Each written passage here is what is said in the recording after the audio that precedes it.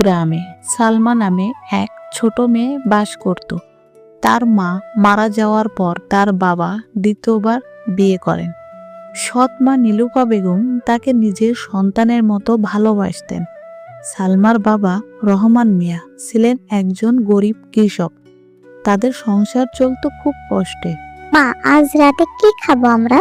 চিন্তা করিস না, আজ আমি চালের আটার রুটি আর শাকভাজি বানাবো। তোকে খাওয়াতে পারলেই আমার মন ভরে যায়। মা, তুমি এত ভালো কেন? সৎ মা তো সবাইকে মারধর করে, তুমি আমার জন্য এত কিছু করো। মা হওয়ার জন্য রক্তের সম্পর্ক দরকার হয় না, মন থেকেই মা হওয়া যায়। তুই আমার মেয়ে, এটা কখনোই ভুলিস না। ভালো ফসল ফলানোর জন্য অনেক কাজ করিতেছি, কিন্তু ভালো ফসল হচ্ছে না। যাই, বাড়িতে যাই, অনেক বেলা হয়ে গেছে।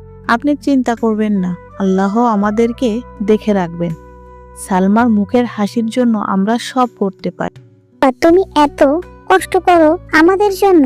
আমি বড় হয়ে অনেক টাকা উপার্জন করব, তখন তোমাকে আর কাজ করতে হবে না। আমাদের সালমাকে স্কুলে ভর্তি করাতে হবে। সালমা আর সালমার মা স্কুলের দিকে রওনা দিল।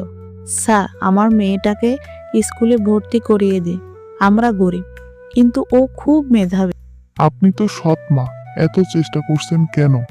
মা হতে গেলে মমতা লাগে স্যার।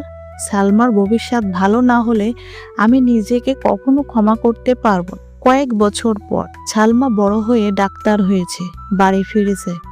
মা, তোমার দোয়ায় আজ আমি এখানে পৌঁছেছি। তুই আমার গর্ব মা, আজ আমি পৃথিবীর সবচেয়ে সুখী মা। আল্লাহ আমাদেরকে দয়া করেছেন। আমরা গরিব হলেও সুখের অভাব নেই।